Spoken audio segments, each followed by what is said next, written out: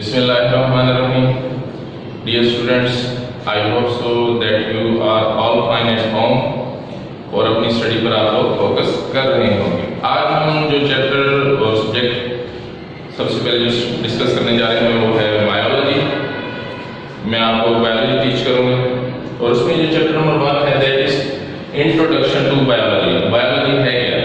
Biology की definition पढ़ने से पहले हमें पता होना चाहिए कि साइंस क्या चीज़ है। What is science?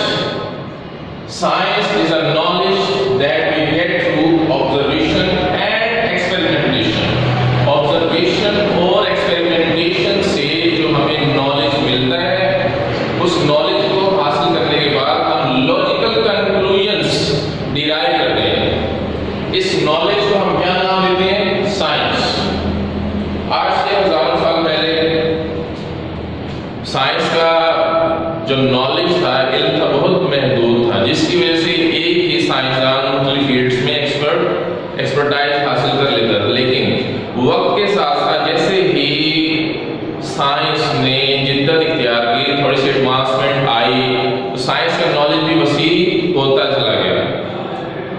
अब साइंस का नॉलेज वसी होने से क्या हुआ कि एक ही बंदे के लिए हर फील्ड में एक्सपर्टाइज हासिल करना बहुत मुश्किल हो गया। तो वक्त के साथ साथ क्या किया गया जी कि साइंस को मुख्तलिफ ब्रांचेस में तकसीम कर दिया गया ताकि एक बंदा एक खास फील्ड में महारत हासिल कर सके, उसको अबूर हासिल हो एक खास सब्जेक्ट के ऊपर। तो हमने साइंस को मुख्तलिफ ब्रांचों में डिवाइड कर दिया, जिसमें बायोलॉजी है, मैथमेटिक्स है, फिजिक्स है, केमिस्ट्री है, एक्सेट्रा, बहुत सारी ब्रांचेज हैं। लेकिन हम यहाँ पे जो डिस्कस करेंगे that is biology. What is biology? Biology है क्या चीज? तो सबसे पहले उसकी definition, scientific study of life. Life की साइंटिफिक स्टडी है, इसे हम बोलते हैं बायोलॉजी। अब सर इसका वर्ड हम साइंटिफिक ही क्यों यूज करते हैं? अक्सर आपने पढ़ा भी होगा और देखी भी होगी कि टावर एक बड़ी सी तरफ से छलांग लगाई, नीचे उतरा और फिर भाग गया। क्या हकीकी लाइफ में ऐसा पॉसिबल है? नामुमकिन है नियरली कि एक इमारत से बंदा गिरे और आसानी से नीचे से आराम से खड़ा हो जाएगी, हाँ मैं ठीक हूँ। तो ये कोई साइंटिफिक नॉलेज इस बात को वेरीफाई नहीं करते कि ऐसा हो सकता है, पॉसिबल है। तो हम क्या करते हैं कि बायो को साइंस की बुनियाद पर, ऑर्गेनिजम्स को साइंस की बुनियाद पर स्टडी करते हैं। तो वर्ड बायोलॉजी की डेफिनेशन क्या है? Scientific study of life. उसके बाद हम देखेंगे कि बायोलॉजी जो वर्ड है ये कौन सी लैंग्वेज से डिराइव किया गया है? It is derive from Greek language. Greek के दो वर्ड्स हैं, BIOS and logos. BIOS means life, logos means thought of reasoning, यानी लाइफ को रीजन की बुनियाद पर स्टडी करना। ये क्या ऐसा पॉसिबल है भी या नहीं? ये था वर्ड बायोलॉजी, उसकी डेफिनेशन और उसका ओरिजिन, ये वर्ड बायोलॉजी कहां से लिया गया है, ठीक है। उसके बाद हम देखेंगे कि मजीद बायो को फर्दर डिवीजन्स में डिवाइड किया गया है। चूंकि बायो का नॉलेज बहुत वसी है, एक सिंगल पर्सन के लिए इसके ऊपर हासिल करना बहुत मुश्किल है, तो उसे हम मुख्तलिफ डिवीजन्स में तकसीम कर देते हैं। सबसे मेजर जो डिवीजन है that is zoology, botany and microbiology. Zoology में हम स्टडी करते हैं एनिमल्स को, study of animals is called zoology. Study of plants is called botany and microbiology. Micro से हम देखेंगे, माइक्रो मींस होता है स्मॉल, यानी बायो की वो डिवीजन जिसके अंदर हम माइक्रो ऑर्गेनिजम्स को स्टडी करते हैं। अब माइक्रो ऑर्गेनिजम्स क्या होते हैं? Organisms which cannot be seen through naked eye। आप उन ऑर्गेनिजम्स को आम आंख से नहीं देख सकते, ऐसे ऑर्गेनिजम्स को क्या बोलते हैं? Micro organisms. और माइक्रो ऑर्गेनिज्म की जो स्टडी होती है उसे हम बोलते हैं माइक्रोबायोलॉजी। बायो के डिवीजन्स को हम फर्दर मजीद ब्रांचेस में डिवाइड करते हैं, जिसको हम बारी बारी डिस्कस करेंगे। सबसे पहले है मॉर्फोलॉजी। ये वर्ड है मॉर्फोलॉजी में जो मॉर्फ है, मॉर्फ मीन होता है shape, how an organism looks like. Bio की वो ब्रांच जिसके अंदर हम ऑर्गेनिजम्स की स्ट्रक्चर्स को स्टडी करेंगे, शेप को स्टडी करेंगे कि हाउ दे लुक्स लाइक, उस ब्रांच को हम बोलते हैं मॉर्फोलॉजी। उसके बाद स्ट्रक्चर कि लिविंग ऑर्गेनिजम्स के अंदर किस किस्म की स्ट्रक्चर्स पाई जा रही हैं। बायो की वो ब्रांच जिसके अंदर हम लिविंग ऑर्गेनिजम्स के अंदर किस स्ट्रक्चर्स को स्टडी करेंगे उसे बोलते हैं एनाटॉमी, एनाटॉमी भी बोल सकते हैं। उसके बाद नेक्स्ट ब्रांच है हिस्टोलॉजी, हिस्टो माइक्रोस्कोपिक टिश्यूज को हम बोलते हैं, ठीक है। Histology the study of microscopic tissues of animals, histology. उसके बाद सेल बायोलॉजी, जिसका नाम से जाहिर है बायो की वो ब्रांच जिसके अंदर हम सेल को और उसकी ऑर्गेनेल्स को स्टडी करें उसे बोलते हैं सेल बायोलॉजी। उसके बाद फिजियोलॉजी, जिस तरह आपने सुना होगा फिजियोथेरेपिस्ट के पास जाना है, ठीक है। फिजियो में हम चीज स्टडी करते हैं कि डिफरेंट बॉडी ऑर्गन्स किस तरह काम कर रहे हैं, ये हमारे हार्ट का क्या रोल है। इस तरह हम बोलते हैं हमारे हार्ट का रोल है पंपिंग एक्शन, ब्लड को पंप करना। इसी तरह स्टमक का क्या रोल है, डाइजेशन ऑफ प्रोटीन्स। तो बायो ब्रांच जिसके अंदर हम ये स्टडी करेंगे कि हमारे डिफरेंट ऑर्गन्स कौन सा वर्क परफॉर्म करते हैं उसे बोलते हैं फिजियोलॉजी। जीनेटिक्स, जीन के यूनिट ऑफ इनहेरिटेंस, हमारे डीएनए के अंदर बहुत सारे छोटे छोटे यूनिट्स होते हैं, सीक्वेंस होती है न्यूक्लियोटाइड्स की जो कि हमारे कैरेक्टर्स को नेक्स्ट ऑफस्प्रिंग में ट्रांसफर करते हैं। उस यूनिट को क्या बोलते हैं, जीन। बायो की वो ब्रांच जिसके अंदर हम जीन को स्टडी करें और उसके रोल को उसे बोलते हैं जेनेटिक्स। अब आपने प्रीवियस क्लासेस में डेफिनेशन स्टडी की थी inheritance. Inheritance means the transmission of characters from one generation to another, यानी खसूसियत का एक नस्ल से दूसरी नस्ल में मुंतकिल होना कहलाता है इनहेरिटेंस। अब उसके बाद हम देखते हैं एम्ब्रियोलॉजी। एम्ब्रियोलॉजी को पढ़ने से पहले पता होना चाहिए कि एम्ब्रियो क्या चीज है। अब आपने प्रीवियस क्लासेस में देखा कि एग एंड स्पर्म के मिलने से क्या बनता है, जाइगोट, जो कि एक सिंगल सेल स्ट्रक्चर है।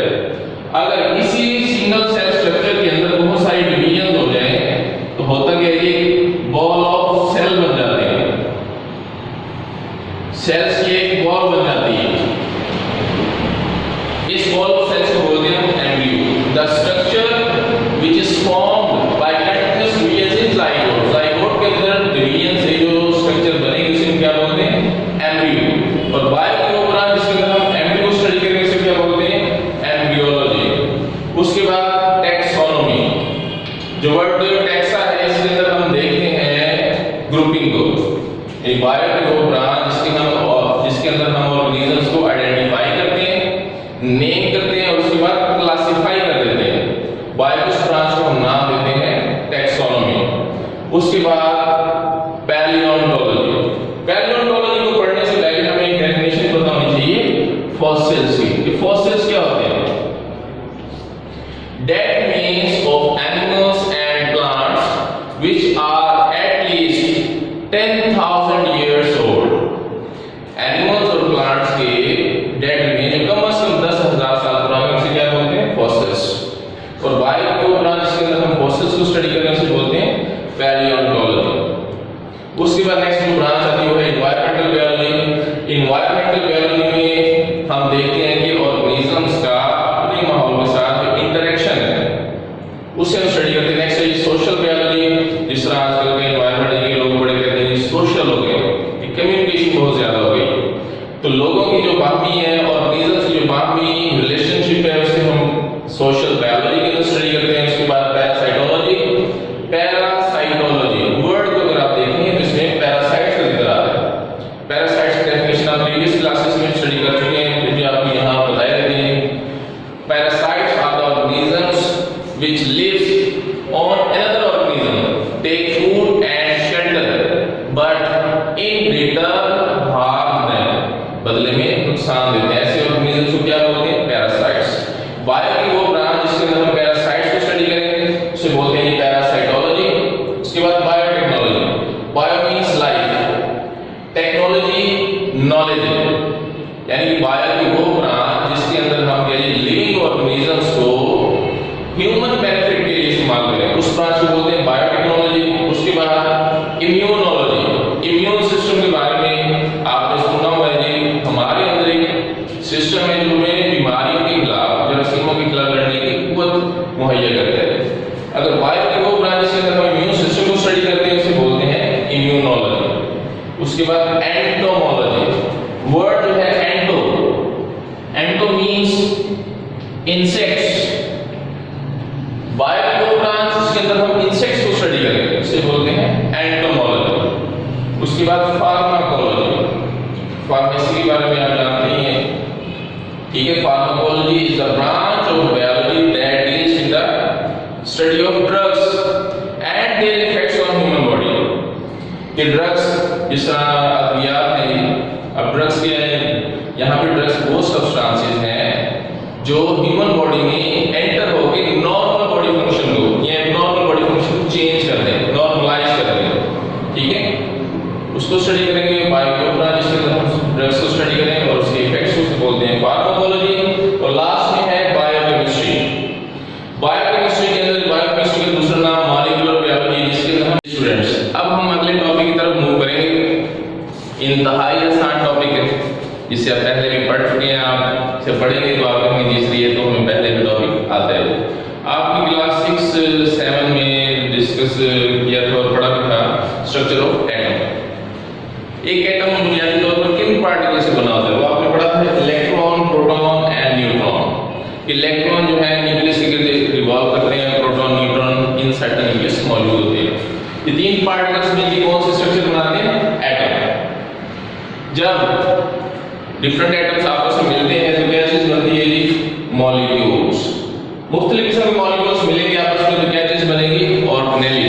कि डिफरेंट बायोमॉलिक्यूल्स सैंपल होंगे खास तरीके स्पेसिफिक सीक्वेंस से, तो क्या बना देते हैं, ऑर्गेनेल। डिफरेंट ऑर्गेनेल्स, अब ये ऑर्गेनेल्स होती क्या हैं जी, आपने न्यूक्लियस के अंदर, आपने सेल के अंदर पढ़ा था कि न्यूक्लियस होता है, माइटोकॉन्ड्रिया होता है, राइबोसोम्स, क्लोरोप्लास्ट, ये क्लास 6 के अंदर आपने ये पढ़ा था। तो ये मुख्तलिफ किस्म की ऑर्गेनेल्स जब आपस में मिलकर काम करती हैं, काम को तकसीम करके तो क्या बना देती हैं, सेल। अब सेल क्या चीज है जी, cell is the basic structural and functional unit of life, ठीक है। ये ऑर्गेनिज्म की बेसिक स्ट्रक्चरल फंक्शनल यूनिट है। हमारी बॉडी जो है ये भी सेल से मिलकर बनी हुई है, प्लांट बॉडी भी सेल से मिलकर बनी हुई है। मुख्तलिफ किस्म के सेल्स हमारी बॉडी में मौजूद हैं। Similar type of cells organized in a specific way to form tissue। अब हमारी बॉडी में मुख्तलिफ किस्म के टिश्यूज हैं, bone tissue, muscle tissue, nervous tissue, ये मुख्तलिफ किस्म के टिश्यूज हमारे अंदर मौजूद हैं जो कि मुख्तलिफ काम परफॉर्म कर रहे हैं। लेकिन जब मुख्तलिफ किस्म के टिश्यूज आपस में मिलकर काम करेंगे, मुख्तलिफ किस्म के टिश्यू तो एक खास स्ट्रक्चर बना देते हैं, उसे क्या बोलते हैं, organ. Different tissue combine together to perform a specific task। उस स्ट्रक्चर का हम क्या नाम देते हैं, ऑर्गन।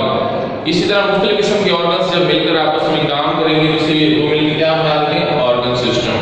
जिस तरह हमारे डाइजेस्टिव सिस्टम में स्टमक भी है, स्मॉल इंटेस्टाइन भी है, लार्ज इंटेस्टाइन भी है, और इसको असिस्ट करने वाले कौन से ऑर्गन हैं, पैंक्रियाज है, लिवर है। ये मुख्तलिफ किस्म के ऑर्गन्स आपस में मिलकर कौन सा सिस्टम बनाते हैं, ऑर्गन सिस्टम। मुख्तलिफ किस्म के ऑर्गन सिस्टम जिसमें digestive system, nervous system, respiratory system etcetera और बहुत सारे सिस्टम हैं। जब ये कलेक्टिवली मिलकर काम करेंगे तो क्या बना देते हैं, इंडिविजुअल, ठीक है, एक इंडिविजुअल बन जाता है। जब एक ही किस्म के बहुत सारे इंडिविजुअल एक खास जगह पर और खास वक्त पर रहेंगे तो क्या बना देते हैं, पॉपुलेशन।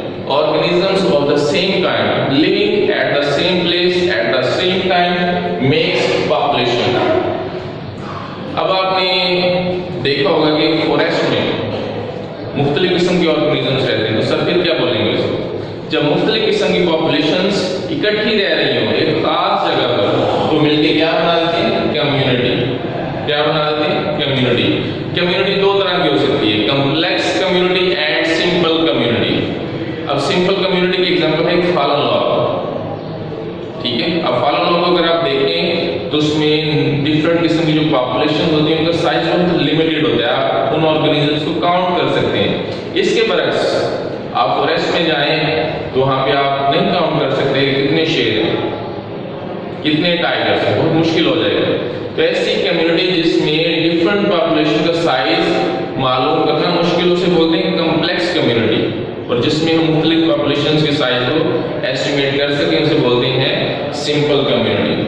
अब ये कम्युनिटीज कहाँ पे रह रही है? जमीन के ऊपर खास एरिया है जहाँ पर ये रह रही है, उस एरिया को जमीन के ऊपर जहाँ पर मुख्तलिफ किस्म की पॉपुलेशन सर्वाइव कर रही है उसे बोलते हैं बायोस्फीयर।